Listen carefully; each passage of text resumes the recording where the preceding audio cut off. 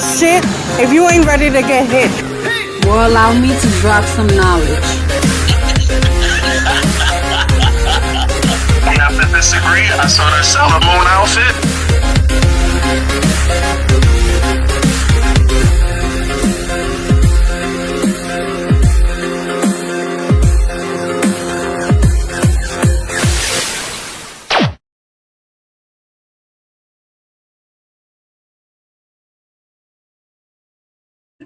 I see you.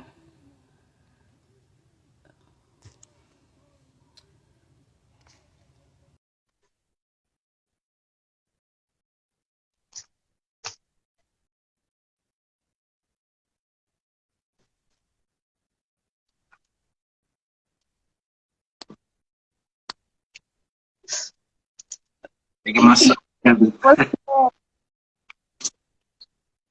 All right. I sent him one. Just waiting for him.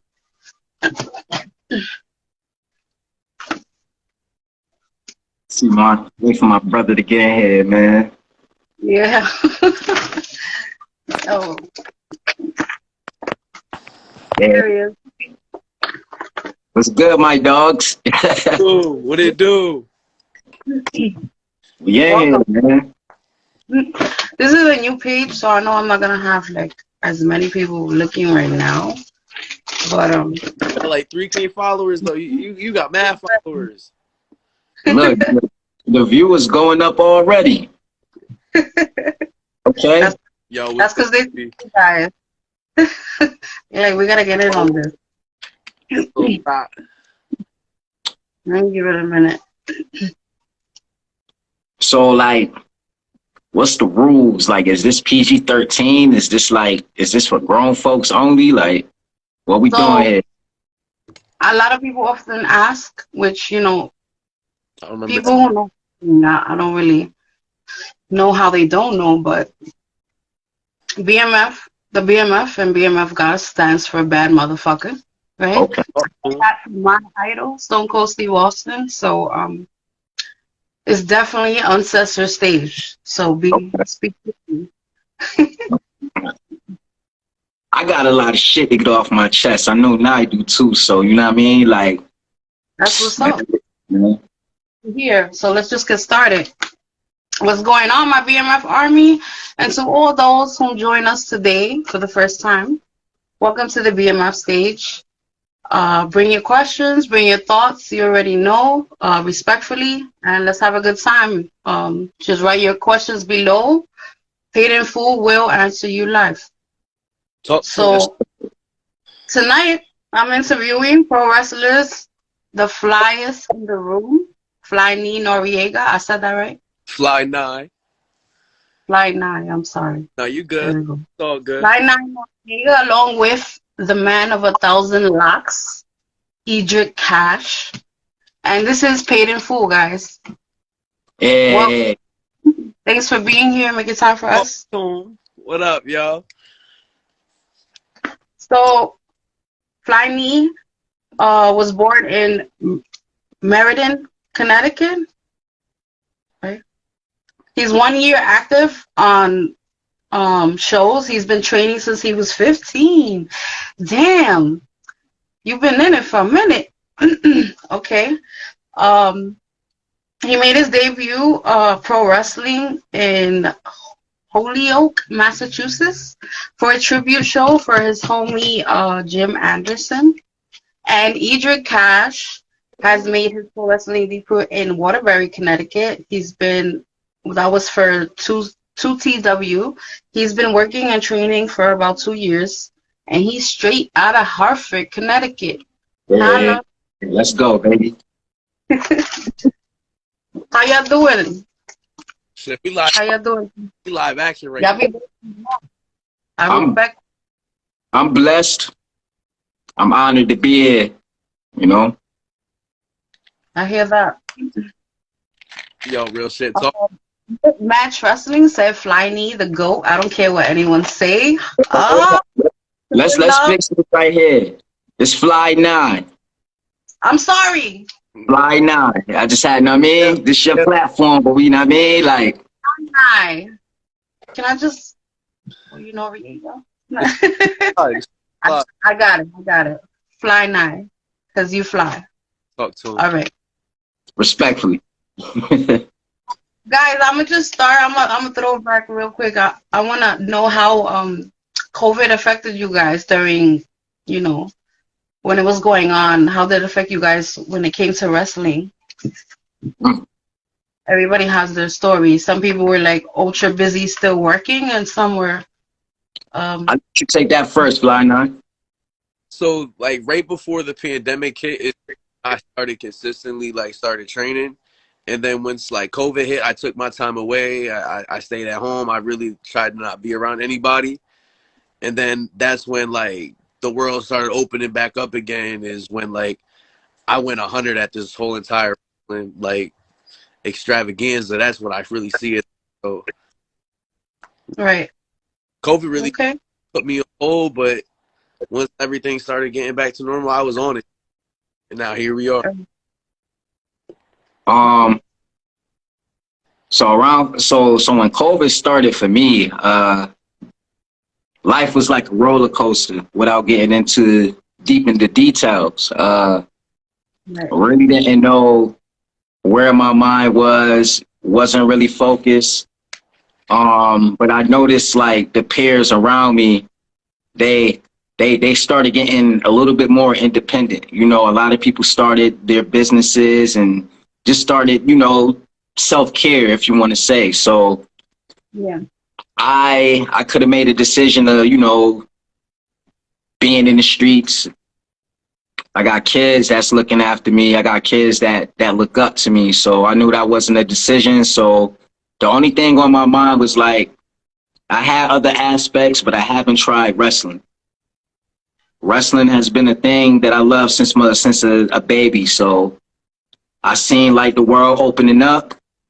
I'm like, if I'm going to bet on anything and risk anything, it might as well be this. And here we are today. You know what I mean? That's awesome. That's really great. I haven't heard no one else with that story. Like, I really got into wrestling, you know, given the pandemic. That's dope. That's really dope. It's like, yeah, bet on yourself, man. Like, yeah. Now that's live. That's live. You already know. You already know, man. You already know what it is, bruh. What about you, though?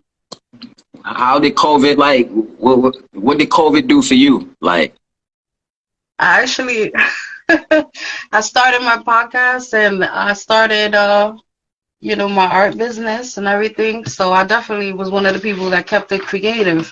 I honestly don't know how people didn't come out of the fucking quarantine with a new skill or some shit, because I'm just the type of person that can't just sit around, you know.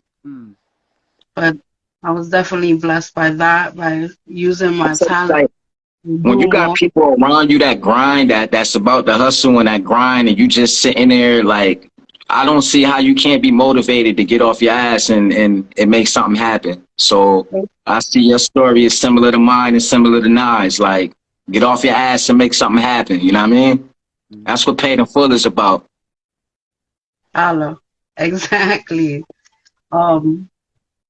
You know, so one of my first thoughts was wrestling, because pro wrestling, I've been a fan since I remember the very first time I was like 3. I started watching with my cousins. They were meals, and you know, from there it was my earliest inspiration was Hulk Hogan. From there it was a rap. Always a fan. And I'm also a fan of indie wrestling, given certain stipulations, because we can't say that, you know, all feds are, you know, spectacular, but I definitely respect what you guys do, whether it's from indie all the way to what they say is big time. I feel like indie wrestling should be more respected than it is, and I feel like indie wrestlers should have a voice, and I want to hear their stories, and I want to transform that negative stigma about indie wrestling, and that's why. Hey, lit match. we plan on taking over the world. That's all that is. Whatever opportunity comes knocking at our door, we're gonna knock that door down and we're gonna make it do what it do. That was actually my next question. What do you guys feel like you're gonna bring to the sport, or what you already do?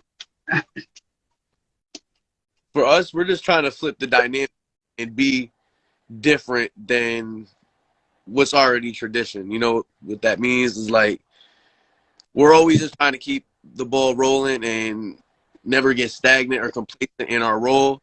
We're always trying to find like something that's always gonna make Pay the Full and Eat Your Cash and Fly Night work every time. Constantly in the creative talking about what's next for us. Because it isn't just wrestling, it's more than wrestling. We're trying to venture out doing music gigs and stuff like that. We're trying to, get out there more, reach our audience and our culture. Right.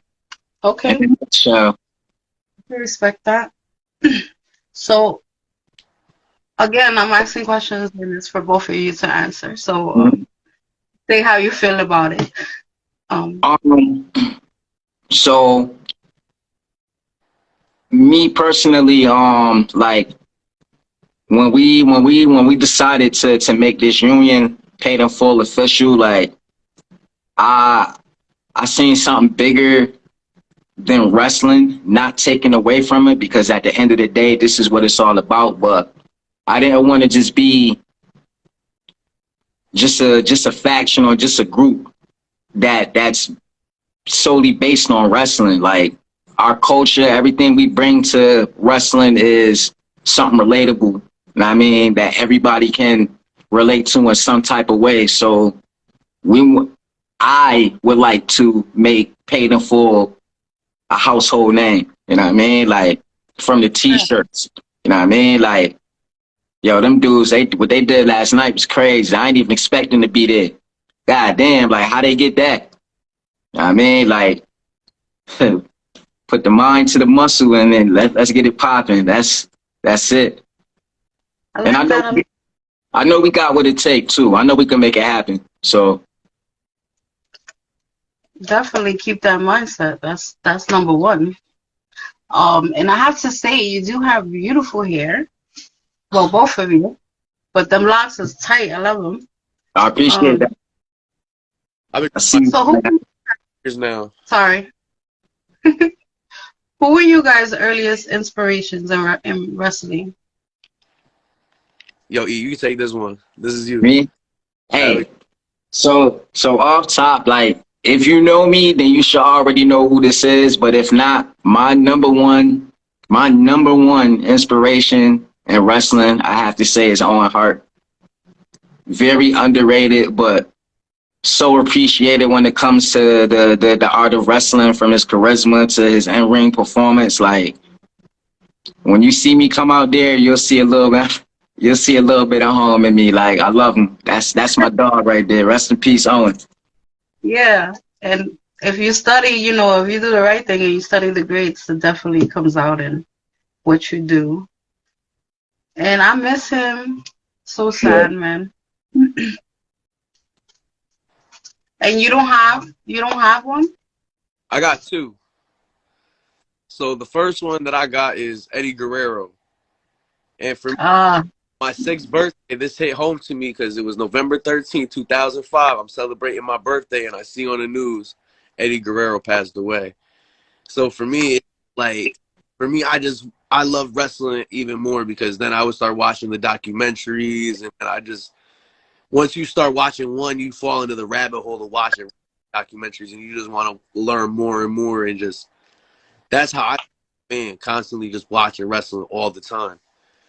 And the second one was Shawn Michaels. I was always trying to go around and hit somebody with the sweet chin music as a kid. No matter where I was. I remember one time I fell, busted my chin up. I came home, I was like, "Ma, I fell. I busted up my chin trying to sweet chin music somebody." And she was like, "You're out there doing these damn wrestling moves." And she was like, "You're going to do this one on your own now." So I had to go in there and clean my chin up. That shit was Yeah. That's funny. How old were you? 8 or 9. Temprano. Busted my chin up. So what's the? You guys don't just wrestle in Connecticut? Do you guys come out of come out to the city and all? We haven't been out to New York, but we got plans in 2023 to be out in New York for pretty much like half the year. We got a couple of. Nice. How's the wrestling scene in Connecticut? Lit. Wrestling is hot. Yeah. It's hot. It's the hottest it's ever been in CT, I feel like. Awesome. That's good. That's good. That's good. I can honestly say, I can honestly say I haven't picked a more perfect time to be a part of wrestling than right now, because just the Northeast in general is on fire. Like, on fire, man. That really, really from the pandemic, it should be. That's what's up. Hey, Nine. What up? Yo, PWZ want to know who's your greatest opponent that you've had. Oh, that's homeboy Rick. Oof. Wait, who that? Who's that? That's homeboy Rick. Rick who? Rick Oh, yeah. In the 1 year that I've been wrestling, my greatest opponent, who I feel had, really brought it to me, and like, because we've gone to war, and I'm a name dropper. His son said Sissy. Oh. War. That's all? We've gone to war. What kind of match was it? Listen, it was a 1-on-1, and we duked it out. You just had to be there. I got the footage, ready to go. I'm just waiting for the green light to post it. So me and him went to war that night. This was recent. E in the crowd. Q the ref? Our homeboy Q? Yeah. So Q's in the ring. He looks at E. Yo, run the story. So basically, they have a rivalry. They got some history with each other, like way before me and Fly Nine got introduced with each other. But this particular match, this was hard hitting. Fly Nine broke into his house, disrespected him in front of his family. Talk to him. Sunset had a chip on his shoulder. So I wanted to get involved, but at the same time, this is like brother/enemy beef right here. So it's like I had to fall back. So I'm on the outside of the ring watching, and Q the ref, he's an honorary paid in full referee. So whenever we go out, he gonna be right there. Let him know. These dudes, they duking it out. I'm talking about hard hitting. You can hear the hits from the parking lot. And Q looked at me like, hey, what you want me to do? I'm like, man, let them niggas bang, man. Like, let them bang, man. Let them get that frustration out. Like, yo, and I stole his shoes, yo. Talk to him. Yo, I forgot I took his kicks, bro. You guys have that? You have the footage? Yeah, I got the footage of that match. That match. All right. I had a bruise on my forearm. It looked like I threw my arm on the grill. I had lines down my arm, all swollen. And that hit him. I hit him that hard. I went, bow. I really busted his ass. Yeah, they said the WZ network said you guys had great battles between you. They were in attendance for a street fight. Brutal. That really was. You. Oh yeah, we did have a street fight too at the Cadillac Ranch. Nice. I had so many wars, man. You can't even remember. Yeah. Yo, bro. Oh, man. Get out, bro. Can we? When it's on site. Whenever we see each other, we was at the diabetes show we was doing just recently, and I seen him in intermission, and I walked. Get out my way, bro. I just shoved him right out my way. I was like, bro, you don't want to duke it out in front of all these people, respectfully. But let me tell you, it's so real that at the end of that show, me and Fly Nine, we're in a parking lot and we're chilling with our peoples. We just chilling. And mind you, it's his birthday. We're celebrating. Sunset Steve walking by to go to his car, but he walking with his family. He thought it was sweet. He thought I wasn't gonna say something. Like, nah, bro, like it's on site. Like, and the only reason why we didn't get it popping in the parking lot was because he had his kids and his family. Like, we got respect, but we ain't making it comfortable for him. You know what it is. He's lucky. I would have whipped his ass in that parking lot. Right?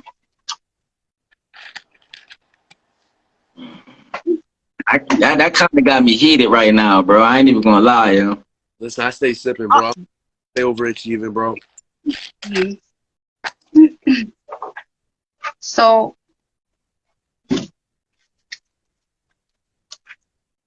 from both of you, what would you say is the hardest hurdles during training? For me, before E got to the dojo, Wagner Brown has the strength. Like, his training is what makes or breaks you in this business. And we would have people come to the dojo that aren't used to this type of work. You're in there, it's different. You know, any athlete say they want to wrestle, but when you get into that ring and you start doing the basic works of building your fundamentals, it's not easy, especially if you're not comfortable walking in the ring. It's different when you walk in the ring. It's different when you hit the ropes. So you got to learn how to be comfortable in different aspects. The hardest thing for me was just getting there, just being there consistently, because I love wrestling more than anything, but there'd be outside things that would conflict and curve my mind away from doing what I had to do. And then that's when I really got hard on myself and got strict with, I need to be at the dojo 3 times a week, 2 times a week. As long as I'm there and I'm learning and I'm trying to perfect my craft, then you're going to learn no matter what you're doing, especially because for me, I write everything down, what we're doing in class. Even if it's just something that we've already did, it's all right. So today is the 21st. So tomorrow class, I'm going to write what our first warm-up drill is, what our basic drill is after that, just to be on point with what I'm doing every single week. It's like a diary. But I want to respect. I used to work in a moving truck 7 days a week. And when I started really being gun-ho on wrestling, I would record myself, and I'm traveling in a truck hours upon hours. So what am I going to do? I'm going to watch my wrestling footage of how I walk in the ring, how I hit the ropes. Now I'm learning, what's the word I want to use? Basically how my body is going to be controlled in the ring. So it's all about cadence and just being able to learn stuff. It's like being able to explain it over this. I just want to be in the ring now, just talking about it. I respect the answer very much. So for me, I would think in the beginning when I first started training, it was just building the mental fortitude to actually want to do it. You know what I mean? Because you walk in that ring and you get in that ring and it's different. You know what I mean? It's different. If you just on the outside looking in, you're not gonna understand. Right.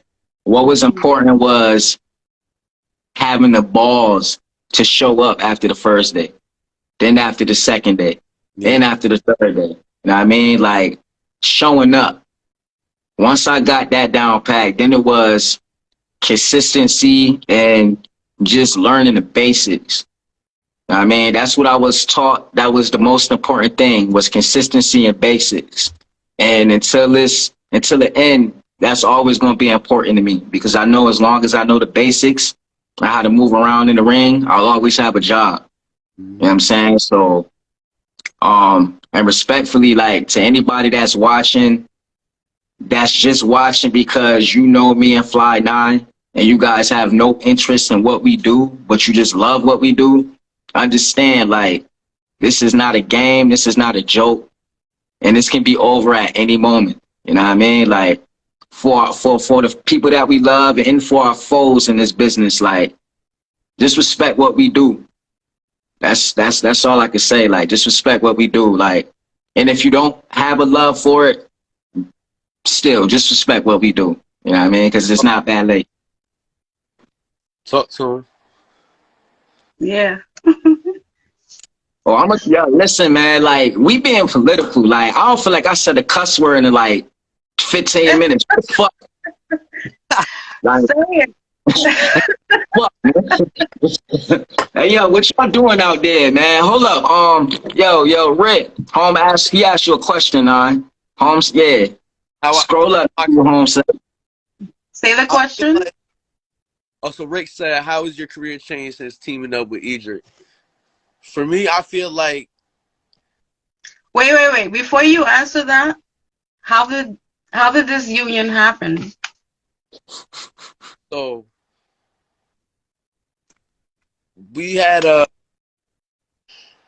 taken a picture with Don Kincaid, and little did we know that picture would later be, you know, what planted the seeds for Paid in Full. So we're at a Test of Strength show in Northampton, and I look at E and I'm like, yo, what do you think about coming to the ring with me? And he was like, yo, for real? And I'm like, yeah, bro. Like, I feel like the dynamic of what I'm doing there is lacking something. You know, like, I'm already like live action when I come through, but like, for me, I feel like Fly 9 needs somebody like that hype man, like that person by my side, you know, somebody, my ride or die with me, you know what I'm saying? Somebody that I know will have my back. And so once that dynamic was hit with the green light from everywhere we needed it to be, we were guns blazing. It was been a hostile takeover ever since. Big facts. Like, I would keep it 100 with you. Like, anything that you see Paid in Full do in the past 6 months, respectfully, nothing has been scripted. Nobody gave us no cue cards, told us to read this, do that. If we wasn't on the card, we respectfully got on the card. You know what I mean? Like, I'm just being honest, like, and shout out to every promoter and every booker that has given Paid in Full an opportunity. We love y'all, you know what I'm saying? But, you know what I'm saying? Like, yeah. You know what I'm saying? It's Paid in Full. Like, when I say it's Paid in Full, like, just and the grit and tenacity we bring when we walk through that curtain, like, ain't nothing fake about that. You know what I'm saying? Like, ain't nothing fake about that. Like, this patch ain't no gimmick. You know what I mean? Like, I feel like we paid our dues in real life to be able to walk the way we walk when we walk to that ring. You know what I'm saying? Because can't nobody take that from us. You know what I mean? And if we gonna fight. I'm gonna make sure my man's right there get the job done. And if we don't get the job done, y'all gonna remember us. That's just what it is. Like, so. Yeah. That was a good one. Lit Match Wrestling says Pliny and Easy Cash be cutting the best promos. Not one is a cringe. I'm definitely. You guys have the footage on your page. I definitely want a few videos to add to this one. Check I it. Mm-hmm. want to ask you guys a question that I ask everybody that I interview. What are you, first of all, what are your personal goals for your career? Because everybody's different. And if you were to get a call from, we'll say, mainstream promotion, who would you want that to be and why?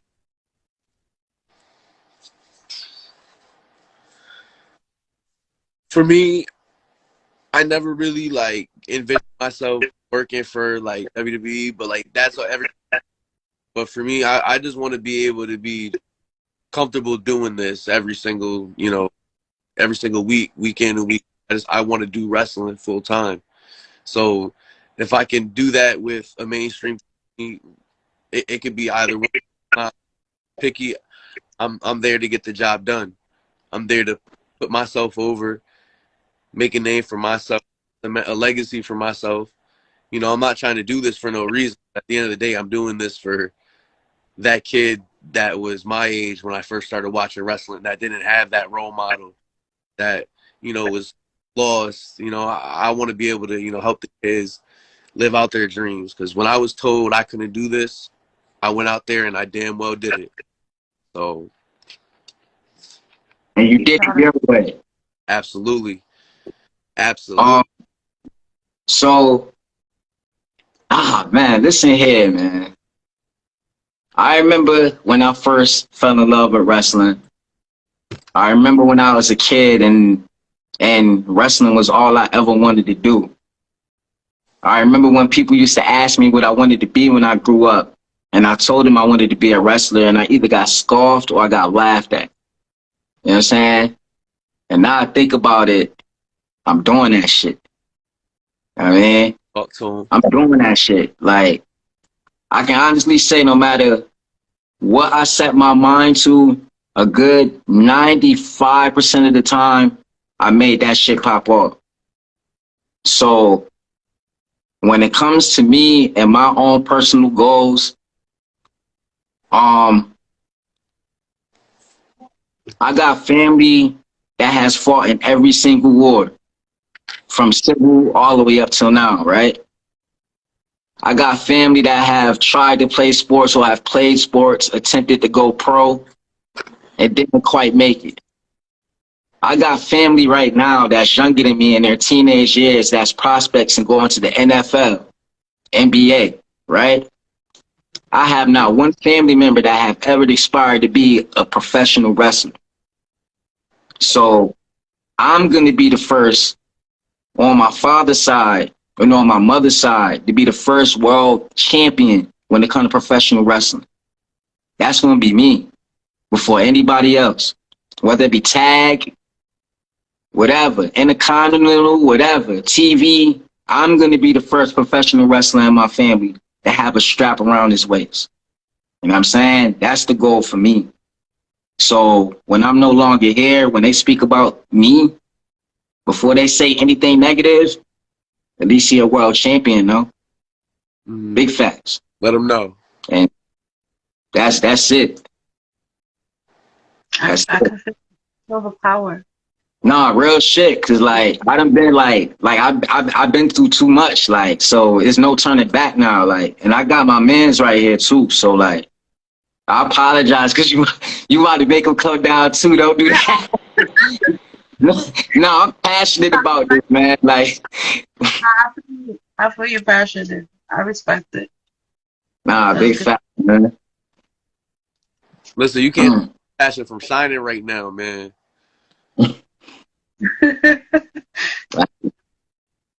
Hey, you want to know why I respect your tears? Because, like, honestly, like, this podcast right here, or this platform that you have, like, it lets me know that this is not just for show. You know what I mean? Like, me talking to you and you shedding these tears is like the same tears I shed when I'm watching a specific story in wrestling and I see the outcome and it's like beautiful and magical. Like when Daniel Bryan won those titles at WrestleMania, like that was an emotional moment. You know what I mean? Like that's right there. That's passion right there. You know what I'm saying? You respect the business, so shout outs to you. Thank you. No, real shit. Guys, and what you do and what you put bodies through, it's a lot. I see it firsthand all the time. You know. So do you guys got merch? Soon. Soon? Okay. Soon. Plan on dropping something either before the end of the year or the beginning of next year. We actually got a meeting about that tomorrow. Gonna be meeting about that tomorrow. That's what's up. Let's get it. I'm gonna add you guys Instagram so everybody can follow you, all my viewers. We appreciate that. I appreciate you guys. You know, the world is new age wrestling is full of kayfabe offenders, and I enjoy getting to know, you know, minds of the, I guess you would call it, you know, old school wrestling. Um, you know, when the people who treat it like the sport, I feel it was meant to be, not just like, you know, in the words of Jim Cornette, play wrestling. Mm. So it was, um, I'm gonna leave it off with advice that you would give to the souls looking to get into the business. I know you guys are still fairly new, but everybody's advice will help somebody else in their journey. I'll let you say that. For me, I'm very like hands-on with a lot in training. I've always wanted to like help somebody learn, and even if they are having a hard time, I'm always there trying to help somebody learn. So for me, I feel like if you're breaking into the business, don't be afraid to ask questions. Don't be afraid to ask for help, because there's always going to be somebody that has that idea or the answer to something that could help you achieve what you've always been looking for. So I'm always asking questions. I'm always trying to learn and make this wrestling dream happen for me. So just always ask. Just be coachable. Be willing to learn. Um. So yeah, I'm still fairly new, and I'm still fairly green, and I say that humbly. Um. I would just say, before you walk through that door, whatever you thought or you think you know about what we do, forget about it. Um, Shut up and listen. You may not like what you're being told, but deal with that shit later. Take as much advice as you can, because you never know when you're gonna need that advice later on down the line. Um, Protect yourself mentally and physically. Talk to them. You spitting facts. Protect your stock. Don't let nobody take and jack your shit. Um, and just like have fun, man. Have fun. Have fun. Respect the business. A wise man once told me, if you are trying to make this dream happen full time, and then you consider it to be an obligation, then you're wasting your time. For me, whenever me and E are at a show, it's always like, yo, we're happy as hell to be. You know, we're never disappointed with whatever show we're at. You know, we try to make the most out of what opportunity we're blessed with. But at the same time, we constantly remind ourselves, like, yo, we're actively living our dreams. Like, we can't be mad or have anybody take that away from us. You know, we really worked hard for it, and now we're going to soak that moment up. The minute I walk through that curtain, I'm ear to ear, smiling at the fans, you know, and this is just me, you know, I'm happy, you know, and every bad guy, you know, whatever is considered, you know, doesn't have to be angry, you know. Like, I'm always cocky, I'm smiling at you. Why? Because I'm higher than you, I'm better than you, but I'm living my dream right now. Some people are okay being a fan, but you know, I've always wanted more. When I was watching as a kid, I always wanted more. So I'm constantly enjoying the moment, living it up. I'm That's great. the That's I'm great advice because I've met, you know, what you call, green wrestlers who definitely stress the politics way too much, and it gets in the way of their career. So that's really good advice. Homeboy, Well, guys, one of my greatest achievements so far. Yo, E, what do you think is one of our greatest achievements? Kicking down the motherfucking door. I was gonna say the same thing. No, yo, I keep it. You wanna know one of the greatest moments for me? Yeah. Or even though I kind of took the bad end of it. Yo, when we teamed up with Patrick Saint, man. Oh yeah. Come on, man. Bro, like, first of all, that was 30, bro. That was what you would call the test of strength mania. Am I right? Yeah, that was mania for test of strength. Quote unquote mania, right? and right. Okay. Now, we kicking down doors. They ain't even want to let us in the building. We kicking down doors. Mm-hmm. I'm saying we just got through a long training session with Loki. You know what I mean? So I'm in the locker room about to get ready to pack it up and watch the show. And my good brother right here let us know that we've been blessed by the wrestling gods, and we are officially on the card with Patrick Saint. I didn't even tell Carl. I was sitting there. I just started getting changed. He looked at me like, yo, what are you doing? Like, what you doing, bro? Bro, we on the car. We on the car. Yo, his eyes. But not and I was like, hell yeah. Too loud. Not only that, it was a gauntlet. Oh, yeah, tag team gauntlet match. Like, it was a gauntlet, you know what I'm saying? And like I said, I had to take the finish in order for people to finish, and now we finished, man. That was just a great moment for me. Like, yeah. And that's when you go to shows and you don't expect you don't go there expecting that you're gonna be on the card, but card subject to change, and you take blessed with whatever opportunity we got.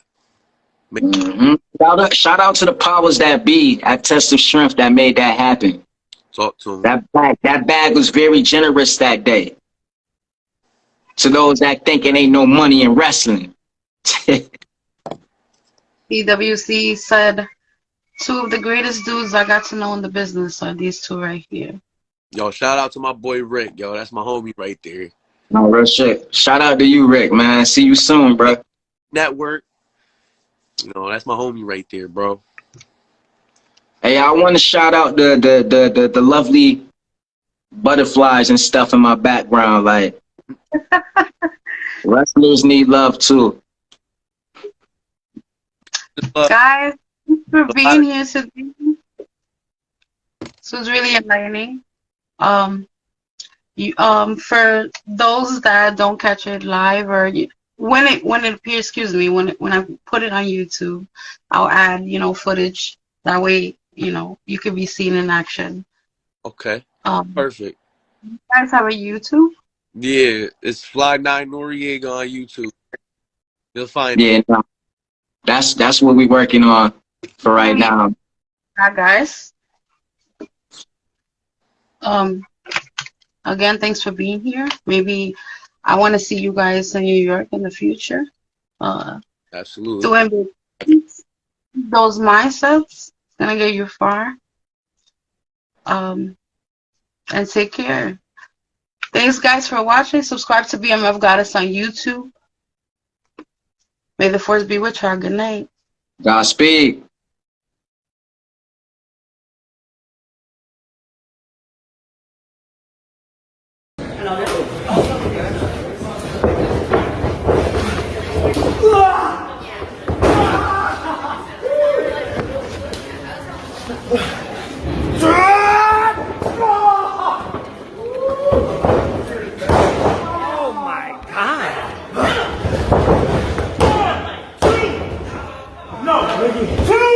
That was 3! That was 3! 2! Sky Rose. Right here, baby.